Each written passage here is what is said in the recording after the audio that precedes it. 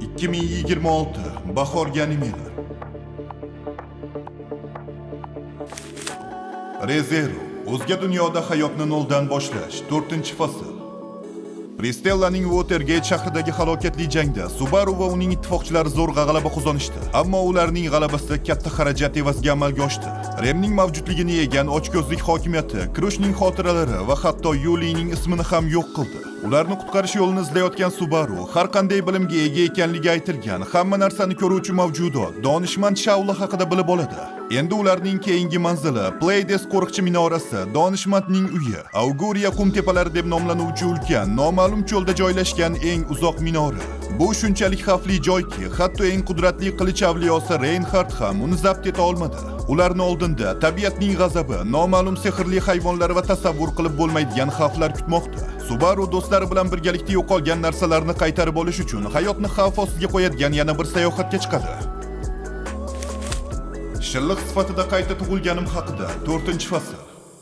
Ha, bu o'sha o'zga dunyoda shilliq sifatida qayta tug'ilgan namunali ofis ishchisining hayoti haqida. U hozir o'z davlatini qurdi, qo'shni davlatlarning anchasi bilan aloqalarini yaxshiladi va iblis lordiga aylandi. Lekin u va uning noodatiy bo'lgan maxluqlar davlatini tahdid sifatida ko'rayotgan va ularni bir yoqli qilishga urinayotganlar soni unchalik ham kamaymadi. 3-faslda bizni ancha qiziqtirgan Rossa oilasi va Sharqiy imperiya 60 dan ortiq qism bo'lishi va'da qilinayotgan 4-faslda ko'rsatilishi aniq. Xullas, Rimuru Tempestning hayajonli sarguzashtlari davom etadi. Mukammallik sinfiga xush kelibsiz. 4-fasl. 2-sinf. Ayana Koji va uning sinfdoshlari ilg'or tarbiya yuqori maktabida 2-yilni boshlaganlarida ularni yangi imtihonlar va juda noyob 1-kurs talabalari kutib olishadi. Ular bir-birlarini tezda bilib olishlari kerak. Chunki 1-maxsus imtihon 1-kurs talabalarini 2-kurs talabalari bilan yozma testda birlashtiradi. Va agar ularning jamoasi yomon natija ko'rsatsa, faqat 2-kurs talabalari haydalishga duch kelishadi. Bundan ham yomoni, aftidan yangi 1-kurs talabalaridan biri ham oq xonadan. Ayana Koji bu yashirin dushmanning kimligini aniqlash bilan birga haydalishdan qochib qutula oladimi? Buni birga tomosha qilamiz. Qo'shni farishta 2-fasl. Biz uzoq kutgan sof romantik animening 2-fasli va nihoyat shu yilning bahorida efirga uzatiladi. Bu faslda bizni bu juftlikning munosabatlarining o'sishi, festivallar, Amaniyaning oilasidagi yozgi ta'til, munosabatlarning ochiqlanishi, oilaviy muammolar va albatta 1-fasldagidek mazali taomlar bilan go'zal romantika kutmoqda. Intizorlik bilan kutishda davom etamiz. Jodugar shlyapa atelyesi. Kichik tikuvchining qizi Koko o'z usullarini jamoatchilikdan yashirish uchun qat'iy choralar ko'rishlariga qaramay, sehr va uni ishlatadigan jodugarlarga doim qiziqib kelgan. Biroq Koko mohir jodugar Kifreyni kuzatish uchun oltin imkoniyatdan foydalanganda, o'zining sevimli rasmli kitobi boshidanoq yashirin sehrli kitob bo'lganini anglaydi. Hayajon ichida u darhol turli sehrlarni sinab ko'rishni boshlaydi. Sehr uning uyida falokat keltirib chiqarganda Kifrey uni o'z vaqtida qutqaradi va unga jodugarlik o'rgatishga qaror qiladi. Chunki qiz unga taqiqlangan tanani o'zgartiruvchi sehr bilan tajriba o'tkazadigan va oddiy odamlar orasida sehrli artefaktlarni tarqatadigan, xavfli bidatchilar guruhi bo'lgan qo'rqinchli qalpoqlarni topishga yordam beradigan birinchi qadam ekanligini anglaydi. Ammo Koko va Kifrey qo'rqinchli qalpoqlarga duch kelishidan oldin qiz sehrli mahoratini oshirishi va Kifreyning boshqa shogirdlari bilan til topishini o'rganishi kerak bo'ladi.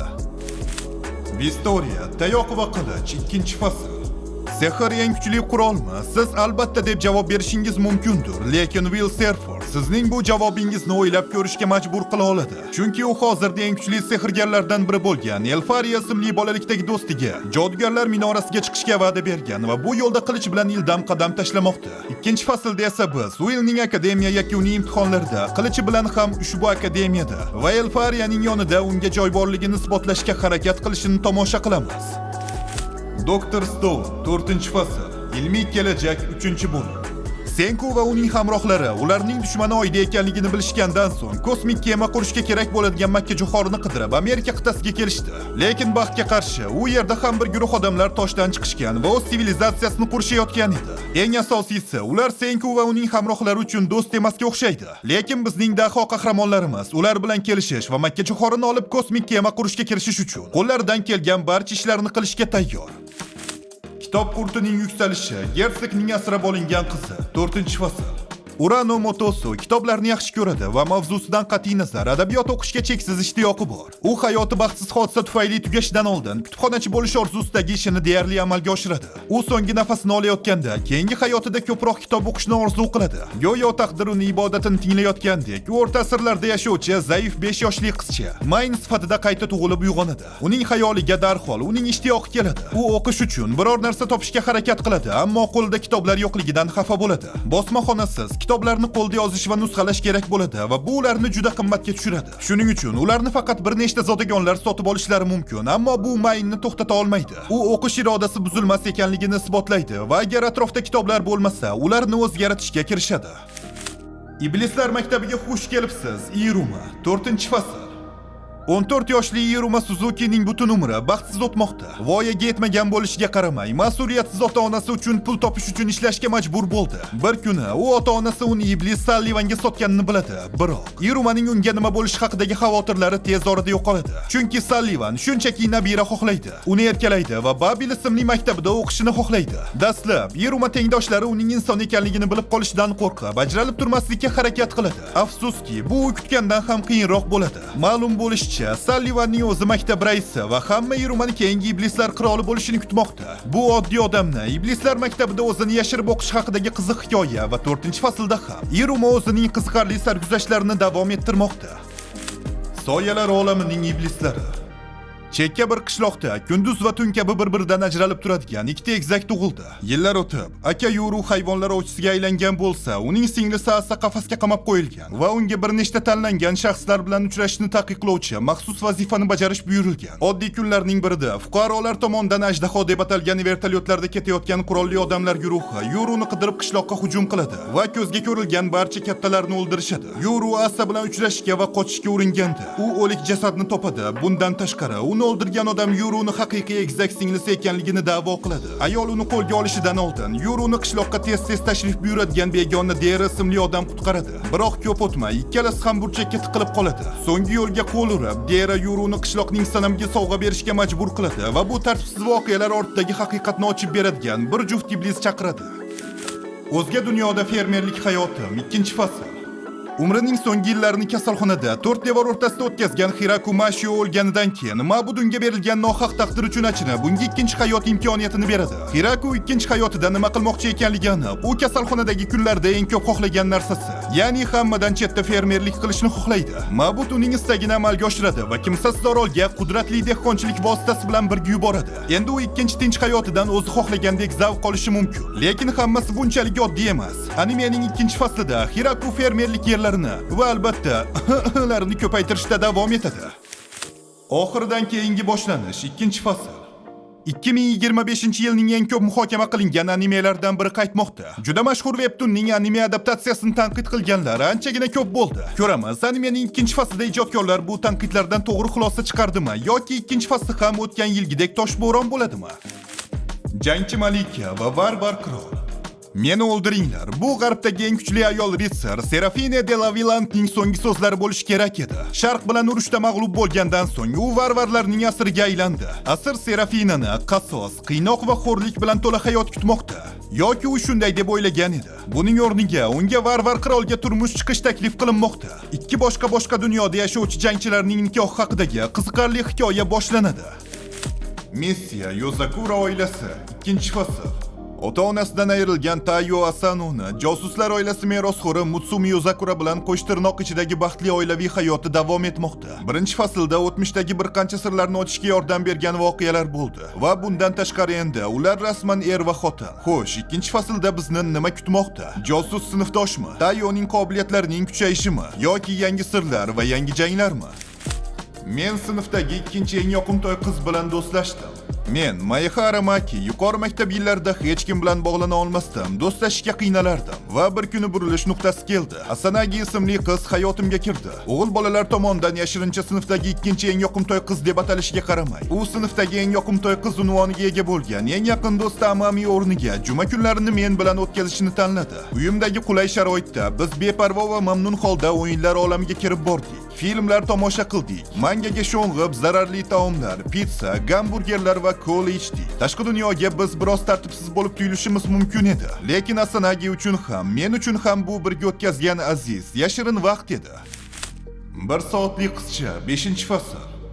Chizuru va Kazuyaning chalkash munosabatlari davom etmoqda. Bu faslda Kazuyaning birinchi qiz do'sti bo'lgan Mami yana jangga qo'shildi. Ruka u uchun allaqachon qiyin kechayotgan ushbu urushda Kazuyaning chin sevgisi Chizuru o'tmishdagi jarohatlari egasi Mami bilan to'qnash keladi. Xo'sh, bu urushda kimning qo'li baland keladi? Birgalikda tomosha qilamiz.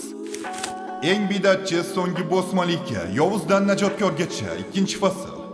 8 yoshli faxrli zodagon Ivi to'satdan o'zini bizning umid nurimiz Otomi o'yinining muxlis sifatida avvalgi hayotini eslaydi. Uni yana bir marta qayta o'ynashga tayyorgarlik ko'rayotganda, u fojiali tarzda vafot etdi va o'yinning so'nggi bossi va Fressiyaning to'ng'ich malikasi sifatida qayta tug'ildi. Uning o'yin voqealari haqidagi bilimi hammani uni oldindan bilish kuchiga ega ekanligiga ishontiradi. Ammo o'yinning asl malikasidan farqli o'laroq, bu yangi faxr atrofdagilarni, masalan, singlisi va asrab olingan ukasi kabi odamlarni azoblashni istamaydi. Boshqalarning vahshiyliklari haqidagi dahshatli tushlar bilan ta'qib qilingan Ivi hikoyani davom ettirishi bilan birga oilasi va mamlakatini himoya qilishga qaror qiladi. Atrofidagi dunyo o'zgarganda, u o'yinning asosiy qahramonlari qo'lida o'lishi kerak bo'lgan kunga tayyorgarlik ko'radi. Shunga qaramay, bu sodir bo'lishidan oldin Ivi o'z qirolligini yaxshi tomonga o'zgartiradi yoki o'zining mumkin bo'lgan jinoyatlarining og'irligi ostida qoladi. Qayta tug'ilish gulbarglari. Qayta tug'ilish tarmog'i deb nomlanuvchi narsa mavjud bo'lib, u odamlarga ular o'z tomoqlarini kesib tashlasalar o'tmishdagi iste'dodlarini bera oladi. Touya Senji iqtidorli akasining soyasida ulg'ayganidan keyin o'zini past baholaydigan o'smir bola. U akademik o'qish, iste'dod izlashdagi so'nggi chorasi degan qarorga keladi. Ammo milliy sinov imtihonlarida doimo eng yaxshi 100 talikka kirganiga qaramay qoniqish topa olmaydi. Taqdir taqozosi bilan Touya serial qotilga qarshi kurashayotgan sinfdoshlardan biri. Qayta tug'ilish tarmog'i yordamida o'tmishdagi iste'dodlarini tiriltirgan qaytuvchi Haytoluo Buffett bilan uchrashadi. Yolg'onchilar o'yini.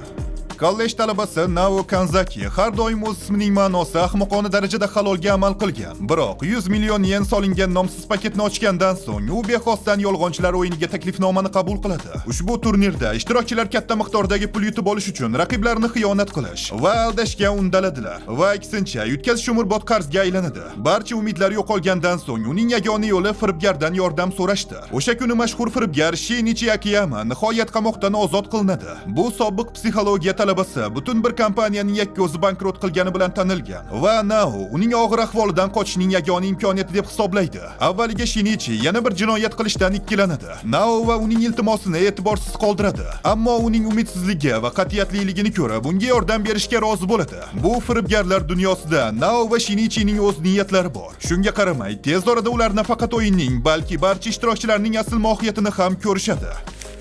Kel, bu sevgi o'yinini tugatamiz. 6-sinfda bolalikdagi do'stlar Yuki Asagi va Miku Sakuro navbatma-navbat men seni sevaman deyish orqali bir-birini uyaltirish maqsadida o'yin yaratadilar. 4 yil o'tgach, ular yuqori maktabga kirishganlarida ham ikkalasi hali ham bir-birini mag'lub etishga va g'alaba qozonishga harakat qilishadi. Biroq ularning qalblarida nozik tuyg'ular gullay boshlagan sari bu oddiy ibora o'yin qoidalaridan tashqari yangi ma'noga ega bo'la boshlaydi. Har bir kun o'tishi bilan bolalikdagi do'stlardan ko'proq bo'lish istagi kuchayadi. Lekin Yuki ham Miku ham birinchi qadamni qo'yishdan bosh tortadilar. Chunki ular o'yin nihoyatda tugagandan so'ng bo'lishi mumkin bo'lgan narsadan xavotirda. Kanan xonim, iblisdagi oson.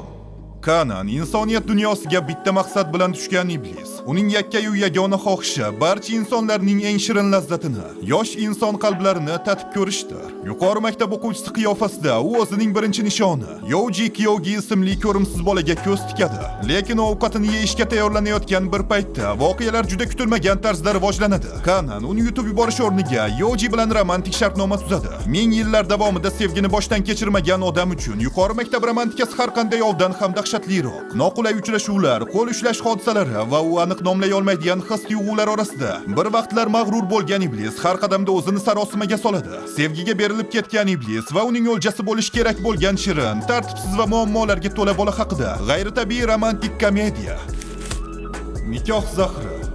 Asrlar davomida zahar ustalari suiqasd san'atini mukammallashtirib kelishgan. Ular orasida Gero oilasi mislsiz mahorat va ta'sirga ega bo'lgan eng kuchli 5 usta oilasidan biri hisoblanadi. Bu mashhur avlodning vorisi Hikaru Gero o'z hayotini yer osti dunyosining soyasida, sevgi yoki nikohdan uzoqda o'tkazgan. Biroq zahar ustasi avlodining yo'q bo'lib ketmasligi uchun Gero oilasining boshlig'i Hikaruning singlisini merosxo'r tug'ishga majbur qilishini e'lon qiladi. Ko'p o'tmay Hikaru uning hozirgi qotillik nishoni bo'lgan ajoyib nikoh firibgari Mei Kinosaki bilan uchrashadi. Singlisini himoya qilishga va merosxo'rlik muammosini o'zi hal qilishga qaror qilgan Hikaru o'sha zahotiyoq kutilmagan iltimos bilan Meidan turmush qurishga yordam berishini so'raydi. Shunday qilib, ayyor nikoh firibgari Mei maslahatchisi sifatida elita qotil Hikaru sevgi nomli eng qiyin vazifaga kirishadi. Uning maqsadi nima? Haqiqiy nikoh, eng kutilmagan duet. Qotil va nikoh firibgari sevgi uchun dunyodagi eng qiyin vazifani o'z zimmalariga oladilar.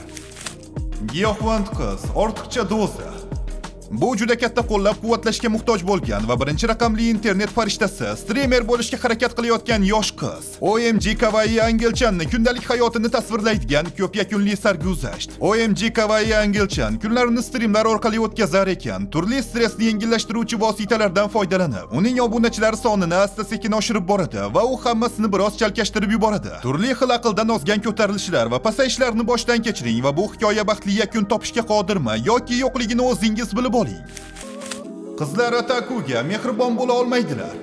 Sinfdagi mashhur qizlar Ijichi va Manening orqasida o'tirgan Ataku, Takuya Seo bilan tanishing. Ular turli kastalardan bo'lganligi sababli ulardan umumiy jihatlar ko'p bo'lishi mumkin emas, lekin ularning dunyosi qarzga olingan o'chirg'ich tufayli to'qnashganda Takuya sevimli animesi haqida xato qiladi va Amane uni tezda tuzatishga harakat qiladi. Qiz muxlis emasligini aytadi, lekin serial bilan tanishligi buning aksini ko'rsatadi. Nahotki u ham geek bo'lsa? Olmos esa 2-akt, 2-fasl.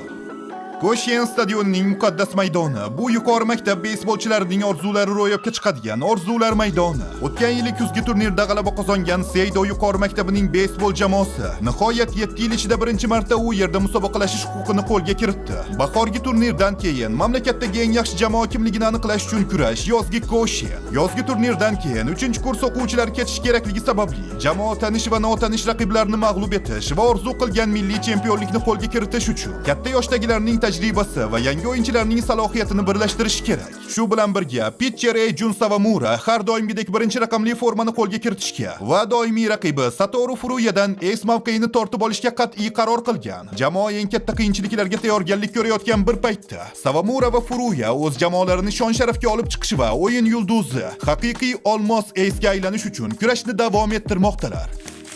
Savdo avtomati sifatida qayta tug'ildim va endi zindonni kezib yuraman. 3-fasl. Qayta tug'ilish, zindon va qizlar. Hammasi har bir Atakuning ideal isekai orzusidek. Lekin savdo avtomati sifatida qayta tug'ilsang, buni nima deb atash mumkin? Lekin bizning qahramon yengilmoqchi emas. Shunday qilib qahramonimizning sarguzashtlari davom etadi. Yova ustoz. Yangi semestr boshlanganda 2-kurs talabasi Abikura o'zining sinf o'qituvchisi Hiyora Hivamura qo'rqinchli ustoz, ya'ni Kovakova sensei nomi bilan mashhur ekanligini va mishmishlarga ko'ra unga duch kelgan har bir kishini la'natlashini aytadigan ayol ekanligini aniqlaydi. Ammo bir kun Abikura maktabdan keyin tasodifan qo'rqinchli o'qituvchisining mutlaqo kutilmagan tomoniga guvoh bo'ladi. Uning qo'rqinchli qiyofasi va yashirin shaxsiyati o'rtasidagi ajoyib kontrastni mutlaqo oldindan bilib bo'lmaydi. Himoya instinktlaringizni qo'zg'atadigan ushbu nozik romantik komediyada har xil kutilmagan hodisalarga tayyorlaning. 4-fasl agentlari, bahor raqsi. Qish bir vaqtlar dunyodagi yagona fasl edi, lekin bunday mavjudlik juda yolg'iz edi va shuning uchun u bahorni sevish uchun yaratdi. Ko'p o'tmay yer siklda dam olish uchun ko'proq vaqt xohladi va yoz va kuz tug'ildi. Siklni olib yuruvchilar 4-fasl agentlari deb ataladi. Bahor agenti Hinagiku 10 yil oldin g'oyib bo'ldi va bahor faslini o'zi bilan olib ketdi. Endi barcha qiyinchiliklardan so'ng u siklni asl holatiga qaytarish uchun qaytib keldi va qadim zamonlardan beri tarqalib kelayotgan afsonada bo'lgani kabi u o'z sevgisini qishga yuboradi. Jangchi xo'roz. Mahalla xo'rozi shunchaki oddiy xo'roz emas, u insoniyatning eng buyuk himoyachisi. Uning raqiblari 10 qavatli bo'lishi mumkin, ammo uning jasur yuragi va dahshatli jangovar hayqirig'i Kukarekudan kattaroq bo'la olmaydi. Muz devori. Odamlar bilan muomala qilishga qodir bo'lmagan Koyoki Higawa o'zi va boshqalar o'rtasida devor saqlaydi. U yuqori maktabda vaqtini boshqalardan uzoqda, yolg'iz o'tkazadi.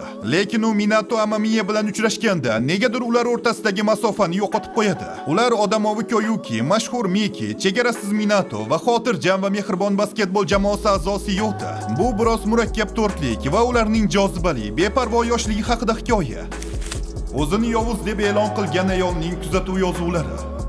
Valiahd shahzoda Cecil Gloal Foster kabi tabiiy daho uchun har bir kun zerikarli. Bilim va ko'nikmalar unga juda osonlikcha beriladiki, hech narsa uning qiziqishini o'ziga jalb qila olmaydi. Biroq bu uning umidlarini hech qachon puch qilmaydigan odam. Uning qaylig'i va o'zini yovuz deb e'lon qilgan Bertia Evil Noches uning zerikarli kunlarini o'zgartiradi. Bertia bu dunyo o'tome o'yin ekanligini da'vo qiladi. U yovuz ayol sifatida qayta tug'ilgan va Cecil bilan qahramon qiz o'rtasidagi munosabatlarga xalaqit berish uning burchidir. Taqdirdan hech qachon qochmaydigan u g'ayrat bilan o'zining yovuz rolini bajaradi va bu turli natijalarga olib keladi. Bertia buni anglamasa ham, uning yomon ishlari har doim samimiy va mehribon bo'lib chiqadi. Nihoyat uning melanxoliyasidan xalos bo'ladigan Cecil uchun hech qachon zerikarli kun bo'lmaydi, chunki u o'ziga bildirmasdan mehribon qaylig'ini kuzatadi. Mao Nanoka portal orqali Taisho davriga o'tadi. U yerda jin quvuvchisi Mao uni ikkilanib dahshatli yokayning jag'idan qutqaradi. Nanoka hozirgi zamonga qaytganida u o'zida yangi, ajoyib qobiliyatlar borligini kashf etadi. U javob izlab o'tmishga qaytadi. Ammo Maoning bir qator dahshatli qotilliklar bo'yicha tergovga aralashib qoladi. O'zi haqidagi savollari ko'payib borar ekan. Nanoka Maoni Byoki ismli mushuk iblisi borligini va uning qilichi la'natlanganligini bilib oladi. Agar Maodan boshqa kimdir uni ishlatishga harakat qilsa, ularni halokat kutmoqda. Ammo Maoning hayoti xavf ostida qolganda Nanoka qilichni olib tebratadi. Eng kuchli sinf qahramon yoki donishmand emas, balki baholovchi, vaqtinchalik. To'satdan boshqa dunyoga tushib qolgan yuqori maktab o'quvchisi Hibiki maxluqlar yashaydigan xayoliy dunyoning keng yaylovida yolg'iz kezib yuradi. Unda bor yo'g'i baholash kabi jangovar bo'lmagan mahoratlar bor. Umidsiz vaziyatdan u uchrashuvlar orqali qutqariladi va uning qudratli qobiliyatlari gullab yashnaydi. Mo'jizaviy ravishda teskari hiyla-nayranglar haqidagi yana bir dunyo sarguzasht hikoyasidan bahramand bo'ling. Qora mushuk va jodugarning sinfi. Qirollik Diana akademiyasi sehrli qobiliyatga ega shaxslarni qabul qiladigan nufuzli maktabdir. O'qishni tugatgandan so'ng bu talabalar o'z sohasining eng yuqori pog'onasida bo'lishadi yoki qirollik oilasida ishlashadi. Spisa Virgo akademiyada o'qishni orzu qiladi va o'zining kumiri Claude Sirius kabi yuqori darajadagi sehrgar bo'lishni maqsad qiladi. Claude dunyoga mashhur sehrgar bo'lib, u muassasaning eng yosh o'qituvchisiga aylandi, ammo ko'p o'tmay sirli ravishda g'oyib bo'ldi. Qabul qilish uchun zarur bo'lgan tajriba va aloqalarga ega bo'lmagan Spisa o'qish mazmunli yutuqlarga erisha olmaydi. Biroq bir kuni u sehrli qobiliyatga ega gapiradigan qora mushuk bilan uchrashadi. Vaziyatni yaxshi tomonga o'zgarishiga umid qilib, u hayvondan uni shogird qilib olishini va akademiyada o'qish uchun zarur bo'lgan sehrni o'rgatishini iltimos qiladi. Mushuk kelishuvni bitta shart bilan qabul qiladi. U mushuk la'natini qaytarish yo'lini topishi kerak. Oldinda turgan qiyinchiliklarga qaramay, Spisa mushukning ustozligiga loyiq talaba sifatida o'zini isbotlashga qaror qiladi. Men ushlagan baliq katta edi, lekin men undan ham kattasini qo'lga kiritdim. Gersogning qizi Mariya bir kun kelib otasining gersogligini meros qilib olishiga ishonib ulg'aygan. Shunga ko'ra, u turmush qurish haqidagi fikrlarini chetga surib, o'zining jang san'at mahoratini oshirishga e'tibor qaratgan. Ammo oilasida uning ukasi paydo bo'ldi va uning merosxo'r roli yo'qoldi. Endi u turmushga chiqish vaqti kelganini tushunib yetganda, u o'yinga biroz kechikib kelgan edi. Munosib nomzodlar qoldimi o'zi? Turmush qurish imkoniyati bo'lishi mumkin bo'lgan qo'shni mamlakatga o'qishga ketayotganida, u yerdagi toj shahzodasi unga unashtiruvlarni bekor qilishini e'lon qilganida u hayron qoladi. Shoshmang. Qanday unashtiruv? Ko'rinishidan shahzoda uni boshqa qiz bilan adashtirgan. Lekin bularning barchasi aniq bo'lgach va shahzoda uni bir guruh qaroqchilarni ertishlatganini ko'rganda, bu shahzoda kuchli yosh xonimlarga moyil bo'lishi mumkinligi ma'lum bo'ladi. Haybaraning o'smirlar uchun yangi o'yini. Barchamizda yuqori maktabdan sharmandali xotiralar yoki chuqur afsuslanishlar bor, to'g'rimi? Ijtimoiy bezovta kollej bitiruvchisi Natsuki Haybarada albatta bor. U hayotining o'sha davrini eslaganda, uning qo'lida faqat baxtli o'smirlik haqidagi o'tkinchi xayollar qoladi. Va to'satdan u 7 yil o'tmishga yuqori maktabni 1-sinf boshlanishidan bir oy avvalga tushib qoladi. Endi Haybara avvalgi xatolardan qochib, maktab ijtimoiy piramidasining cho'qqisiga chiqib, orzulardagi qiz bilan birga bo'lishi mumkinmi? Yoki u maktabdagi eng nafratlanadigan yigit sifatida 3 yillik yolg'izlikni qayta boshdan kechirishga majbur bo'ladimi? Unga muvaffaqiyat qozonish uchun barcha narsa, mashq rejimidan tortib onlayn qo'llanmalargacha bolalikdagi do'sti va ko'proq iroda kuchi ham kerak bo'ladi. Haybaraning o'smirlik yillariga ikkinchi marta birga qaytamiz. Hatto nusxa ham sevishga qodir.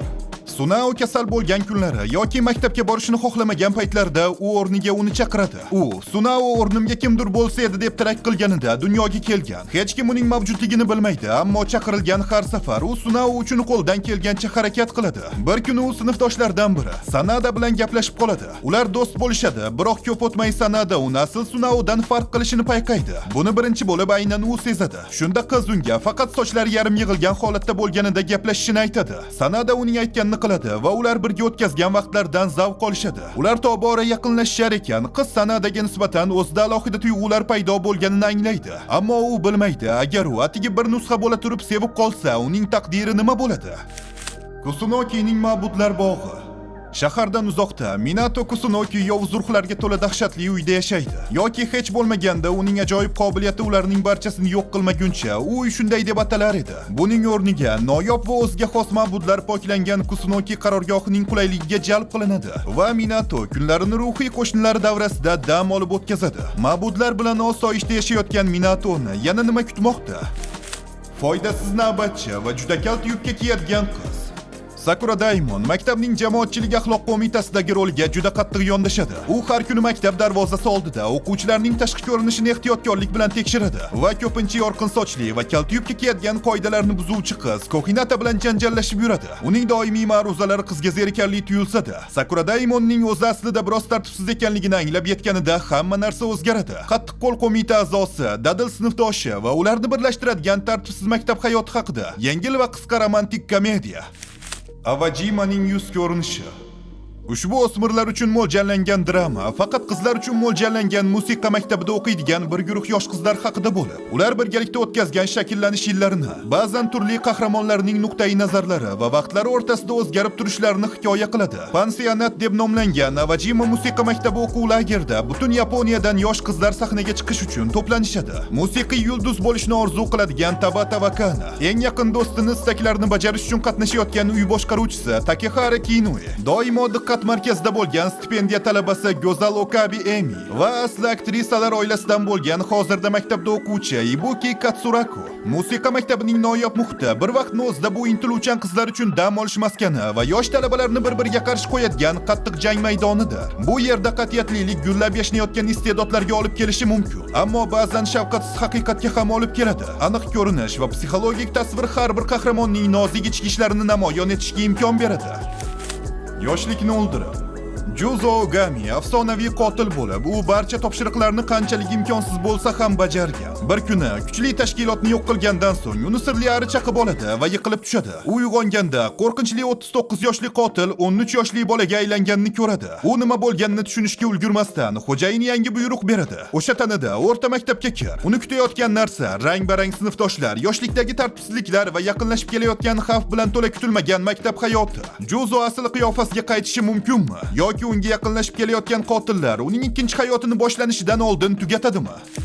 Kojima sayraydigan uy. O'rta maktabning birinchi yilining kuzida Arata Koda qushga o'xshaydigan g'alati jonzot Kojima bilan uchrashadi. Kojima och bo'lgani uchun Arata uni uyiga olib keladi. Ammo kirish imtihonlaridan o'ta olmagan akasi tufayli Kojima vaziyatga berilib ketadi va Koda qarorgohida qoladi. Uning aytishicha, bu qishdan o'tib bahorning iliqligi kelguncha davom etadi, lekin sizni yana o'ldirishdi, janob detektiv. Sakuya Otsuki afsonaviy detektivning o'g'li bo'lib, u yordamchisi Liliteya bilan birga otasining izidan borishga harakat qiladi. Biroq bu yuqori maktab isquvarigan nimadir bo'lgan. U qayerga bormasin, har doim muammoga aralashib qoladi. Qotillik qurboni sifatida Sakuyaga hashamatli kruiz kemasiga kirish vazifasi yuklatilganda, uni yana o'ldirishdi. Lekin u har safar ko'zlarini ochganda Liliteya uning yonida bo'lib, unga sirning tubiga tushishga yordam berishga tayyor. Chapaqay Eri. Hikoya reklama agentligi dizayneri Koichi Asakura haqida bo'lib, u tinimsiz ishlaydi, ammo hech qanday e'tirofga sazovor bo'lmaydi. Loyihadan chetlatilgandan so'ng u o'tmishdagi bir joyga tashrif buyuradi va u yerda Eren Yamagishi bilan uchrashadi. Eren Nyu-Yorkda daho chapaqay graffiti rassomi sifatida tan olingan, lekin u shu bilan birga o'z hayot yo'lidan kelib chiqadigan qiyinchiliklarga bardosh beradi. Shunchaki ovqatlanishni yaxshi ko'radigan xizmatkor. Agar xizmatkor 1 yil davomida Yaponiyada qolib ketsa, nima qilish kerak? Albatta ovqatlanish. Suzume Tachibana, taiyaki va qovun noni kabi shirinliklardan tortib, takoyaki va onigiri kabi mazali gazaklargacha bo'lgan barcha turdagi yapon taomlarini tatib ko'rishni kuzatib boring. Biroq ehtiyot bo'ling. Suzume o'zini ishtahasini birin-ketin mazali taomlar bilan qondirayotgan bir paytda u siznikini ham ochishi mumkin. Manga kafesidagi hayot. Meiko ismli qishloq qizi ko'ngillilar dasturiga qo'shilish sharti bilan nufuzli qizlar maktabiga o'qishga kiradi. Ammo u odatiy maktab xizmati o'rniga manga kafesida yashab va ishlashiga to'g'ri keladi. Ajablanarlisi shundaki, tor kabinadagi hayot unchalik yomon emas va yoqimli yuqori maktab qizlari bo'lgan xodimlar bilan bu hatto qiziqarli bo'lishi mumkin. Yuqori maktab qizlari bilan to'la manga kafesining jozibasidan bahramand bo'ling. Qorli yer. Yukio jangda vayron bo'ldi va Tetsuo qochish kapsulasida omon qoldi. 8 yil sovuq uyquda bo'lgandan so'ng qochish kapsulasi nihoyat yerga qo'ndi. Ammo Tetsuo ko'zini ochganda, u xarobalar ichida muz va qor qoplama ostida butunlay muzlab qolgan dunyoni, qorli yerni ko'radi. Insoniyatga nima bo'ldi? Sayyora qanday qilib muzlab qoldi? Va Tetsuo Yukioga bergan so'nggi va'dasini bajara oladimi? Kiryo fan klubi. Miyoshi Aimi va Nami Somitani ko'pincha sinfdoshlari Kiryo ismli yigit haqida gaplashadigan ikki yuqori maktab qizlari. Ushbu yengil romantik komediya bu ikki do'st va raqibning kundalik hayoti haqida hikoya qiladi. Bu sayohat hozircha sevgidan boshqa hamma yoqqa ketayotgandek tuyuladi. Marikaning sevgi o'lchagichining nosozligi. Bolalikdagi do'stim Marikaga hislarimni aytish men kabi ommabop bo'lmagan yigit uchun imkonsiz edi. Shuning uchun umidsizlikka tushgan har qanday bola qiladigan ishni qildim. Uchayotgan yulduzga tilak bildirdim. Uyg'onganimda esa o'sha tilak ro'yobga chiqqan edi. Men odamlar uchun xuddi sevgi simulyatsiyasi o'yinidek sevgi o'lchovini ko'ra olardim. Bu tush emas, haqiqat ekanligini anglagach, darrov Marikaning oldiga bordim. Uning menga bo'lgan sevgi ko'rsatkichi shu qadar past ediki, go'yoki sinib, do'zaxning tubigacha qulab tushgandek edi. Agar u meni shunchalik yomon ko'rsa, nega u menga bunchalik yaxshi muomala qiladi? Bu uning haqiqiy hislarimi yoki Yaponiyaning 3 qirolligi?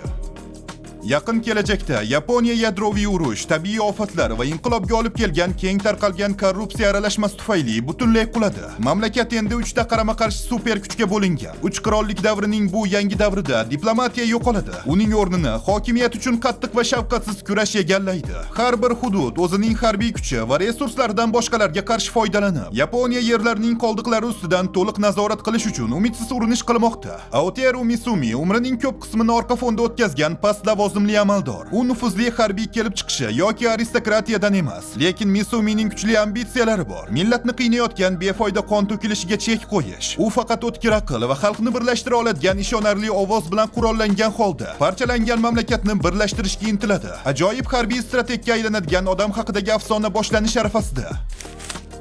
Sehrli opa-singillar Lulutto Lili. Studio Pierrot studiyasidan yangi sehrli qiz loyihasi. Bezovta qilgan bo'lsam uzr, men uydaman. Demak, xonadoshlar bo'lish degani shumi? 24 yoshli ofis ishchisi Rinko yolg'iz yashaydi va yashirincha otaku hisoblanadi. Bir kuni uni kvartirasi devordagi teshik orqali qo'shni ikkita xonaga ulanadi. Chapdagi xonada Rinkoga juda mehribon bo'lgan yangi yuzli, ammo sirli yigit yashaydi. O'ngdagi xonada xuddi shunday sirli bo'lgan zo'ravonlikka moyil yigit yashaydi. Lekin shoshmang, Rinkoning yolg'izligining yagona manbai uni kvartirasi ag'dar-to'ntar qilingan. Endi har bir kun yurakni larzaga soluvchi kutilmagan hodisalarga to'la. Iblis yeyuvchi sarguzashtchi. Men maxluqlarni yeyish orqali kuchli bo'ladigan yagona odamman. Hech kim iflos ovqatchilarni sarguzashtchilar jamoasida ko'rishni istamaydi. Uning laqabi vahida uni zararli labirintga dorivor o'tlarni yig'ish uchun doimiy sayohatlardan kelib chiqadi. Bu ishda u faqat o'zining immunitet qobiliyati tufayli omon qoladi. Nihoyat u guruh yuk tashuvchi sifatida yollanganida vaziyat yaxshilanayotganga o'xshaydi. O'lik zindon maxluqi paydo bo'lguncha va uning soxta ittifoqchilari uni tashlab ketishdan oldin o'lja sifatida ishlatmaguncha, yarador, qashshoq va hujumdan zo'rg'a omon qolgan Rad tirik qolish uchun taqiqlangan taqiqni buzadi. Maxluqlarni yeydi, lekin u qancha ko'p yesa, shuncha ko'p kuchga ega bo'ladi va hayajonli, ochoqfat sarguzashtchining sarguzashtlarini boshlaydi. Mabuda, boshqa dunyoda kim bo'lib qayta tug'ilishni xohlaysan? Men qahramonning qovurg'asi. Shunchaki men deb ataladigan ertak qahramoni cheksiz qayta tug'ilish siklini boshdan kechiradi. Hikoya odamlar keyingi shakllarni tanlashlari mumkin bo'lgan boshqa bir olamda sodir bo'ladi. Biroq so'nggi paytlarda qo'llanishlar ko'payib borgani sababli iblislar qiroli yoki firibgarlik mahoratiga ega haramli qahramon kabi mashhur rollar uchun kutish vaqti deyarli 50 ming yilga yetdi. Qahramon kutishdan bosh tortgani uchun tobora g'alati shakllarga qayta o'tishga qaror qiladi. Bu rollarga haramni boshqaradigan qahramonning qovurg'asi, zohid qisqichbaqasi, sabzavot va hatto baxtli juftliklarni portlatish uchun ishlatiladigan portlovchi modda kiradi. Mabut tomchilari. Shizuku Kanzaki dunyoga mashhur vino tanqidchisi Yutaka Kanzakining yagona o'g'li. Shizuku yoshligidanoq otasidan vino haqida g'alati ta'lim oladi. Ichimlikni nafislik bilan suzishni o'rganishdan oldin charm kamarlar va qalamlarning hidini diqqat bilan eslab qolishgacha bo'lgan ta'lim uni vino bilan bog'liq barcha narsalardan bezdiradi. Otasidan norozi bo'lgan yigit uyini tark etib, pivo kompaniyasining oddiy savdo vakili bo'lib ishlaydi va boshqa hech qachon vinoga tegishni rad etadi. Otasi to'satdan vafot etganda Shizuku o'zini juda yomon ko'radigan dunyoga qaytarib sudrab ketilayotganini tushunadi. Otasining vasiyatnomasiga ko'ra, uning qimmatbaho vino kolleksiyasi va mulkini meros qilib oladigan kishi vinolarning 12 havorisini va afsonaviy mabut tomchilarini to'g'ri aniqlay oladigan kishi bo'ladi. Mulkni meros qilib olish uchun Shizuku vazifani bajarish uchun 1 yilga ega. Ammo u Yutakaning yagona tirik qarindoshi bo'lgani uchun bu taklifni kulgili deb biladi. Yutaka o'limidan oldin o'g'liga Issei Tominning vafotidan bir hafta oldin oilasiga asrab olinganini ayta olmagan. Issei Shizuku bilan mulk uchun raqobatlashadigan mashhur tajribali vino tanqidchisi. Vino tatib ko'rish bo'yicha rasmiy tayyorgarlikka ega bo'lmagan Shizuku vino shahzodasiga qarshi hech qanday imkoniyatga ega emas va bu musobaqada hamma narsani yo'qotish xavfi ostida. U vaqti tugashidan oldin qiyin mabut tomchilarini to'g'ri aniqlay oladimi? Buyuk donishmand Riddlening qaytishi. Riddle ismli bir yigit barcha do'stlarini, hatto butun dunyoni ham yovuzlik qutisi deb ataluvchi sirli tashkilot qo'ldan yo'qotadi. Yashashga bo'lgan barcha umidini boy bergach, u umidsizlik tubiga cho'kadi. Nihoyat unga so'nggi bir vahiy keladi. Agar u hammasini tugashidan oldingi zamonga qayta olsa-chi? Shunday qilib, 1000 yil o'tgach jismonan buzilgan Riddle nihoyat vaqtni orqaga qaytarishga muvaffaq bo'ladi. Yosh tanasida 1000 yillik bilim va tajribasi bilan qurollangan buyuk donishmand Riddlening o'tmishga sayohati boshlandi. Shom ortida Ritsu 6-sezgisi va Moviy bo'ron ismli iblis qo'riqchisini bobosidan meros qilib olgan. Bu ikkalasi atrofida g'alati narsalar sodir bo'layotganga o'xshaydi va bu sirli voqealarning tubiga yetib borish ularga qoldi. Har bir hikoya mustaqil, ammo siz ularning har birini o'z yo'lida bu dunyodan bo'lmagan narsalar bilan kurashishga harakat qilgani uchun ularni bilib qadrlaydigan takrorlanuvchi qahramonlar mavjud. Arvohlar konserti, yo'qolgan qo'shiqlar. 2045-yilda qo'shiq aytish taqiqlangan edi. Musiqa endi insonlar tomonidan yaratilmaydi ham, ijro etilmaydi ham. Buning o'rniga Mux nomli musiqiy ilova barcha qo'shiqlarni ular nomidan ishlab chiqaradi. Bir kuni Seriya Ayba ismli qiz do'stlar bilan tashqarida yurganida inson ovozida aytilayotgan qo'shiqni eshitib qoladi. Bu esa endi mavjud bo'lmasligi kerak bo'lgan narsa edi. Ovoz ketidan bora bu sirli mavjudotga duch keladi, arvohga. Ammo uning qarshisida oddiy arvoh emas, balki bu dunyodan tashqariga mansub bo'lgan buyuk arvoh namoyon bo'ladi. Seriya buyuk arvohlar, ruhiy tashkilot teri va ruhiy egallash qo'shig'i deb nomlangan g'alati qo'shiq bilan bog'liq voqealar girdobiga tortilar ekan. Inson musiqasini yo'q qilgan dunyoning yashirin tomoniga qadam qo'yadi. Bu seriyaning hayoti qanday o'zgarishni boshlagani va uni o'zi ham arvohga aylanish sari yetaklaydigan yo'l haqida hikoya. Dorohedoro 2-fasl. Qo'l qorong'i, vayron bo'lgan va tartibsiz tuman bo'lib, bu yerda kuchlilar kuchsizlarni yeb bitiradi. O'lim esa oddiy hodisa hisoblanadi. Qonun va axloqdan ajratilgan bu makon uni boshqarib turgan sehrgarlar uchun sinov maydonidir. Jamiyatning eng yuqori pog'onasini egallagan irq sifatida sehrgarlar Xo'l aholisini hasharotdan ortiq narsa deb bilishmaydi. O'ldirilgan, mayib qilingan va hech ikkilanmasdan tajriba obyekti qilingan ojiz odamlar har kuni Xo'l shifoxonasining yo'laklarini to'ldirib yotadi. Bu botqoqqa erkin kirib chiqish huquqiga ega bo'lgan va hokimiyatiga deyarli hech qanday qarshilikka uchramaydigan sehrgarlar ko'pchilik uchun yengilmasdek ko'rinadi. Biroq hamma uchun emas. Kayman odamdan ko'ra sudralib yuruvchiga o'xshash maxluq, ana shundaylardan biri. U hayotini avvalgi holiga qaytarish umidida savollarga javob izlab, ishonchli juft nayzali pichoqlari va sehrga qarshi immunitetidan boshqa hech narsasiz sehrgarlarni ovlaydi. Tashqi ko'rinishidagi la'nat va tinimsiz dahshatli tushlar azobida yashayotgan Kayman uchun sehrgarlar uning sirini ochishga olib boradigan yagona izdir. Uning eng katta muammosi qorni bo'lsa, och hasharot restoranini boshqaradigan hamrohi Nikaido esa uning eng katta ittifoqchisidir. Filmlardan esa bizda Sehrgarlik yuqori maktabidagi omadsiz talaba Yotsuba vorisligi arkasi asosidagi film, Ovoz Evfoniy final filmi, Mononoke 3-film Ilon Ma'bud, Love Life loyihasidan yana bir film Gulbog' ziyofati, Detektiv Conan 29-film Magistraldagi yiqilgan farishta kabi filmlar bor. Maxsus epizodlardan esa bizga Mening qahramonlik akademiyam mangasining final qismini o'z ichiga olgan More, ya'ni ko'proq nomi ostida yangi loyiha va korporativ qulning o'zga dunyodagi yangi ishi animesi uchun bir qismli maxsus epizod taqdim etiladi. O'tgan video ostida ko'pchilik animelar chiqishining aniq sanasini so'ragan ekan. Lekin afsuski bu video uchun ssenariy yozayotganimda deyarli 80% animelarning aniq sanasi e'lon qilinmagan edi. Shuning uchun videoning ostida Telegram kanalimning ssilkasini qoldiraman va u yerda yuqorida sanab o'tgan barcha animelarning aniq sanasi e'lon qilinishi bilanoq yozib boraman. Videoni tomosha qilganingiz uchun rahmat. Like bosib, obuna bo'lib do'stlarga ulashib qo'ysangiz ham qarshi emasman. Keyingi videolarda ko'rishguncha